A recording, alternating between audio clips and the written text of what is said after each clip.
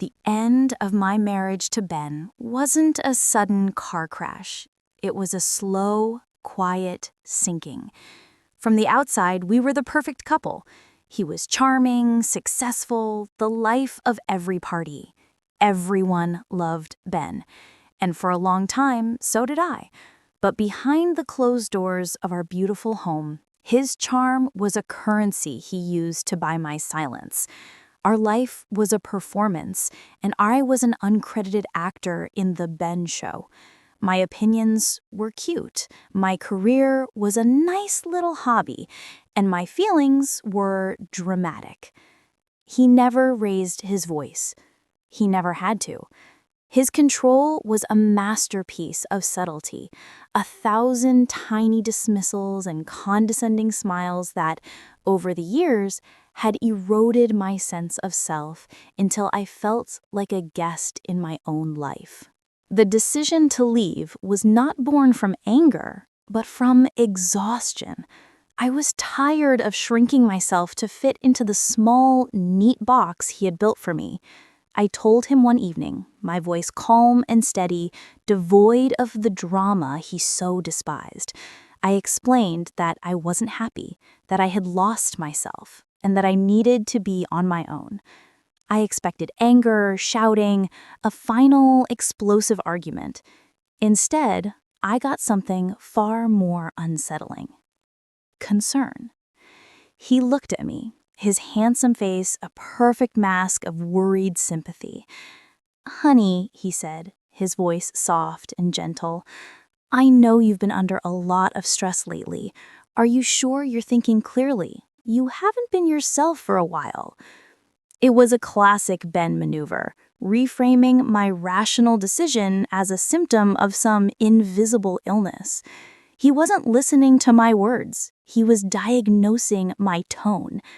I held my ground, and by the end of the night, he finally seemed to accept it, albeit with a heavy, sorrowful sigh. "If this is what you really want," he said, "I won't stand in your way. I just want you to be happy." It felt like a victory. I was so naive. I thought I was leaving a marriage. I had no idea I was walking into a war. The first shot was fired a week later. It came from my best friend, Sarah. Her call was casual at first, but I could hear a strange, hesitant note in her voice. "I spoke to Ben today," she said.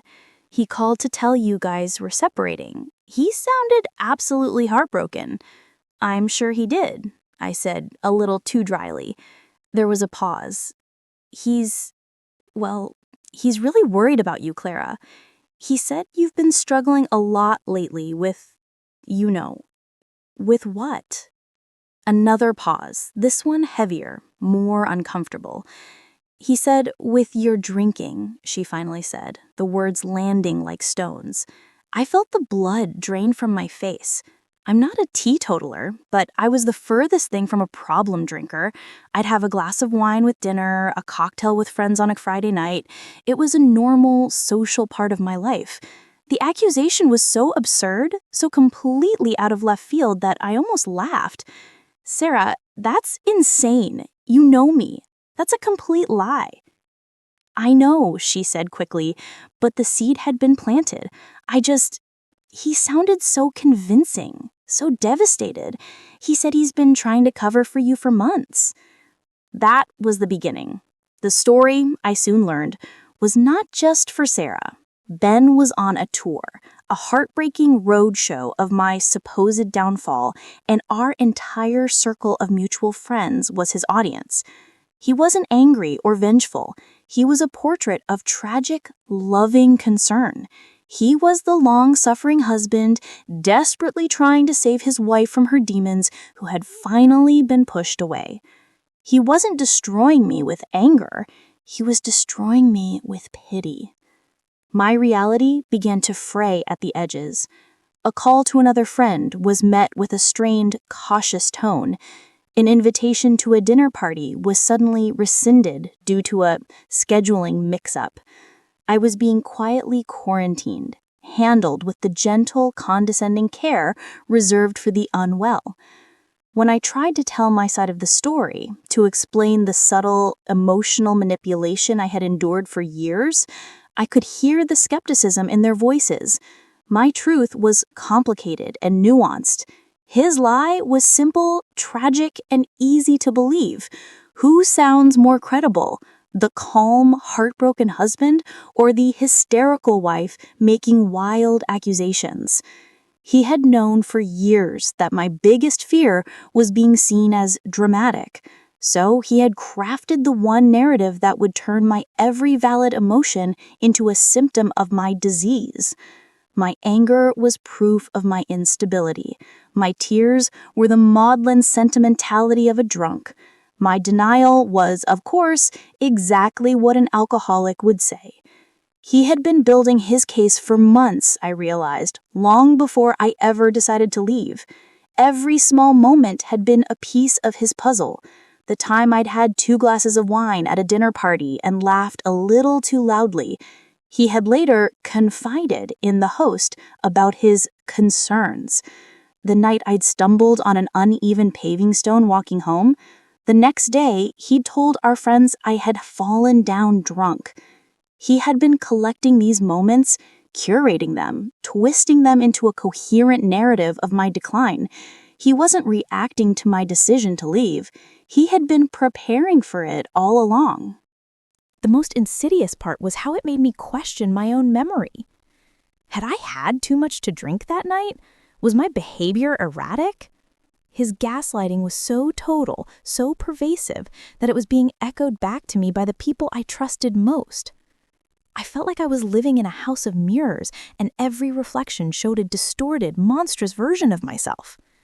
I was completely and utterly alone, trapped in a prison of his making, and the bars were made of my friend's concern. I knew I had to fight back, but how do you fight a ghost? How do you disprove a lie that has already become the truth in everyone else's mind? I decided to confront him. It was a mistake. I met him at a coffee shop, wanting a public, neutral space. He arrived looking tired and sad, his performance still perfectly calibrated. I laid it all out, my voice shaking with a rage I couldn't control. I told him I knew what he was doing, that I had spoken to our friends, that his lies were cruel and insane. He didn't get angry. He didn't deny it. He just looked at me, his eyes full of a deep, sorrowful pity. "Oh, Clara," he said, reaching for my hand across the table. I recoiled as if I'd been burned. "I know you're angry at me. It's easier to be angry than to face the truth. But this denial is part of the problem. Everyone can see it but you. I will never stop loving you, and I will be here for you when you're ready to get help." He delivered the lines with the gentle, pained sincerity of an Oscar-winning performance. The woman at the next table shot me a look of pure contempt. I had walked in to fight for my reputation and walked out looking exactly like the unhinged, paranoid alcoholic he had told everyone I was. I had not only lost the battle, I had handed him more ammunition for his war. The weeks that followed were the loneliest of my life. My phone fell silent, my social life evaporated. I was a pariah, a sad story people told with hushed, pitying voices. The smear campaign was working so perfectly that I started to withdraw from the world, which only served as further proof of his narrative. The unstable drunk had become a depressed recluse. Ben, meanwhile, was flourishing. He was constantly surrounded by our friends who were rallying around him, supporting him through his ordeal. He would post pictures on social media of them at brunch, at a concert, at the beach. He was the brave, resilient husband trying to find a little joy while his life fell apart. Every smiling photo was a dagger in my heart. He hadn't just taken my friends, he had taken my life and was living it without me. The anger and despair began to curdle into a cold, hard resolve. I could not let him win. If I let this lie become my identity, I would never recover. I had to prove he was a liar. But how? It was my word against his, and his word was currently the gospel. I needed something undeniable. I needed proof. My search for evidence began in the house we had shared, which I was in the process of moving out of. I combed through everything, looking for something, anything that could expose him. Financial records, old emails, anything. But Ben was smart. He was meticulous. There was no paper trail. I was about to give up when I remembered the old family tablet. It was an ancient device we used for recipes and streaming movies in the kitchen. We were both logged into our various accounts on it. I had completely forgotten about it. I found it in a kitchen drawer, its screen dusty. I plugged it in, and it slowly sputtered to life. I opened his email, but there was nothing there. I checked his messages. Nothing. Then, on a whim, I opened the Notes app. It was filled with old grocery lists and reminders. I scrolled down, my hopes fading. And then I saw it. A note, titled simply, The Narrative. My heart stopped. I clicked on it. What I saw made my blood run cold. It was a script, a list of bullet points, a detailed step-by-step guide to his own smear campaign. It was all there. Phase 1, plant the seed. Confide in Sarah and Mark first. Emphasize concern, not anger. Use phrases like, I'm at my wit's end, and I don't know who she is anymore. There was a section titled Evidence, with a list of past events he had twisted. Dinner at the Millers, frame her 2 glasses of wine as heavy drinking, mention her slurring her words. Another entry read, New Year's Eve, her emotional reaction to the movie, present as a sign of deep instability. He even planned his social media posts with notes like, post a picture with the guys, caption about needing friends during this dark time. It was a sociopath's business plan. It was a cold, calculated, and breathtakingly cruel blueprint for the complete and utter destruction of a human being. And he had written it all down. He had been so arrogant, so confident in his control that he had documented his own evil. My hands were shaking, but I wasn't scared anymore. I was electrified. This wasn't just proof. This was a confession. I took a picture of the screen with my phone, then another and another, documenting every single line of his sick, twisted plan. The war was not over, and I had just found my weapon. For a few days, I did nothing with the evidence. I just held on to it, a secret source of strength. The knowledge that I had the truth, documented in his own words, was a shield against the loneliness and the doubt. But I knew I couldn't just email the screenshot to our friends. He would claim I faked it, that I was the manipulative one. A private reveal wasn't enough. His campaign against me had been public, a slow, creeping poison dripped into the ears of our entire social circle. My vindication had to be just as public. I needed to confront him not in a quiet coffee shop, but in his own arena, in front of the very people he had turned against me. The opportunity presented itself a week later. It was Ben's birthday. A group of our former friends were throwing him a surprise party at his new apartment. Of course, I wasn't invited, but I heard about it through the grapevine.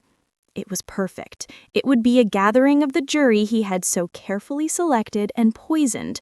It was the ideal stage for the final act of his performance, and the perfect place for me to bring the whole production crashing down. The night of the party, I felt a strange sense of calm. The fear and anger had been distilled into a single sharp point of focus. I dressed carefully in an elegant black dress, a suit of armor. I did my hair and makeup, not to impress him, but to present the image of a woman who was the complete opposite of the one he had described. I was not a disheveled, unstable wreck. I was composed, strong, and in control. I walked into his apartment without knocking. The party was in full swing. Laughter and music filled the air. For a moment, it all stopped. Every head turned towards me. The music seemed to falter. The room was a sea of familiar faces, all of them looking at me with a mixture of shock, pity, and discomfort. Ben was in the center of the room, holding a glass of whiskey, a sad, brave smile on his face as he accepted a birthday toast. When he saw me, his smile faltered for a fraction of a second, but he recovered immediately. The mask of the concerned husband slipped perfectly back into place. "Clara," he said, his voice soft but loud enough for everyone to hear, "I'm surprised to see you. Are you okay?" It was a masterful move, immediately framing my presence as an intrusion, a symptom of my instability. "I'm fine, Ben," I said, my voice clear and steady. I let my eyes sweep across the room, meeting the gazes of our friends. I just wanted to drop off a birthday present, and I thought since everyone is here, I could read the card aloud. A confused murmur went through the crowd. Ben's expression tightened. "I don't think this is the time or the place," he said, taking a step towards me, trying to gently usher me out. I stood my ground. "Oh, I think it is," I said, pulling my phone from my clutch. "Because this card, it's from you, to me. You just didn't know you were writing it." And then, in the dead silence of that room, I read from the note on my phone. I read his words, his sick, meticulous plan. Phase 1, plant the seed. Confide in Sarah and Mark first. I saw Sarah's face go pale. Use phrases like, "I'm at my wit's end." I continued, my voice never wavering. Evidence. Dinner at the Millers. Frame her 2 glasses of wine as heavy drinking. I saw the Millers exchange a horrified look. I read every bullet point, every cruel calculation, every planned social media post. I laid his entire conspiracy bare, using his own voice as the weapon. With every word I read, I could feel the atmosphere in the room shift. The pity that had been directed at me was curdling into disgust, and it was all turning towards him. He stood there frozen, his face a mask of disbelief and rage. The narrative he had so carefully constructed for months was being dismantled, brick by brick, in front of his entire audience. He was no longer the tragic hero. He was just a liar, exposed and stripped bare. When I finished, I lowered my phone. The silence was deafening. No one knew what to say. The lie they had all bought into had been so thoroughly, so completely annihilated. "Happy birthday, Ben," I said quietly, and then I turned and walked out of the apartment. I didn't need to stay to see the aftermath. I had not just cleared my name, I had handed them the truth, a truth so ugly they would never be able to unsee it. I had won, not by shouting or crying, but by using his own poison against him. I walked out into the cool night air, leaving the wreckage of his life behind me, and I didn't look back. I didn't go home. I drove to the ocean, the one place I had always gone to clear my head. I walked along the deserted beach, the cold sand seeping into my shoes. I didn't feel triumphant. I didn't feel a rush of victory. I just felt empty. The war was over, but the battlefield was my entire life. My relationships, my memories, my sense of trust in the world, it had all been churned into mud. Winning didn't magically fix what had been broken. The next morning, the first call came. It was Sarah. Her voice was thick with tears. "Clara, I am so sorry," she sobbed. "I can't believe I believed him. I can't believe I didn't trust you. Can you ever forgive me?" It was the first of many such calls. One by one, our friends reached out, each with their own agonizing apology. They were horrified, ashamed, disgusted with Ben, but mostly with themselves for being so easily duped. They had been his pawns, his unwitting accomplices, and the guilt was eating them alive. I listened to each apology, but I didn't know what to say. Forgiveness felt like a distant, foreign country I wasn't ready to visit. These were the people who were supposed to have my back, who had known me for years. And yet, at the first sign of a convenient, dramatic narrative, they had abandoned me.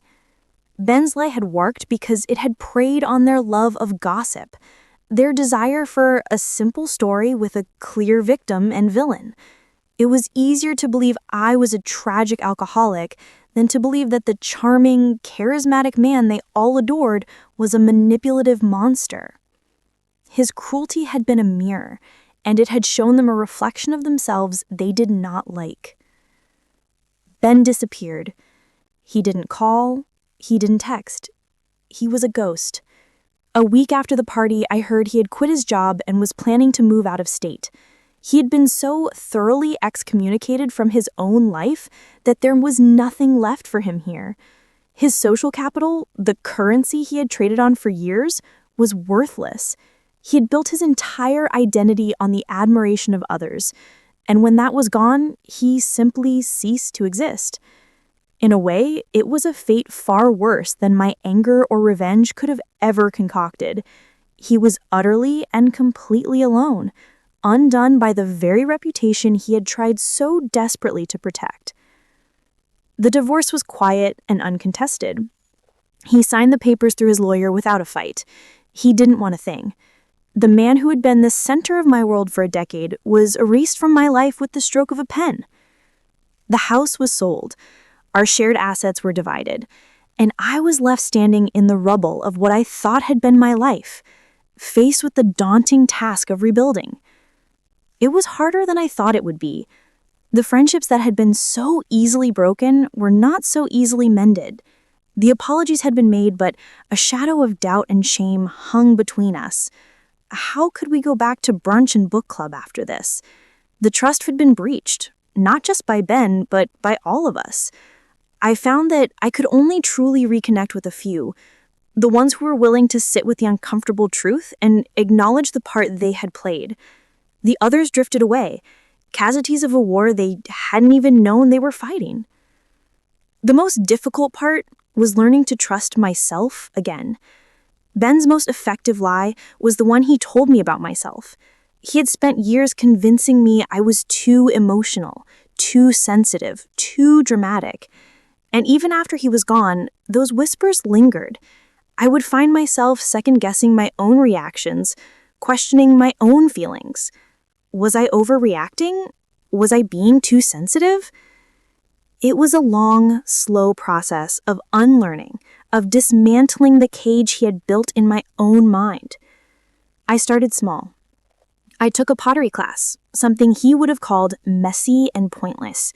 I went on a solo hiking trip, an activity he would have deemed too dangerous for you to do alone. With each small act of rebellion, I felt a piece of my old self click back into place. I was not the person he had tried to create. I was resilient. I was independent. And I was not too anything. I was just enough. It's been over a year now. My life is quieter, smaller, but it is authentically mine. I have a small circle of true friends, people who have proven they will stand by me, not just when it's easy, but when it's hard. I have a new apartment that feels like a sanctuary, a place where no one is judging my emotions or editing my reality. Sometimes I think about Ben. I don't feel anger anymore. I just feel a kind of detached pity. He was a man so empty inside that he had to destroy someone else to feel whole. His entire life was a performance, and he was his only real audience. The reputation he tried to destroy has been rebuilt, stronger and more resilient than before, because now it is built on a foundation of truth, not on the shifting sand of others' opinions. He tried to write my story for me, to cast me as the tragic, fallen woman. But he failed, because in the end, I was the one holding the pen, and I got to write the final chapter, a chapter where I walked away not as a victim, but as a survivor who had finally learned that the only person who gets to define you is you.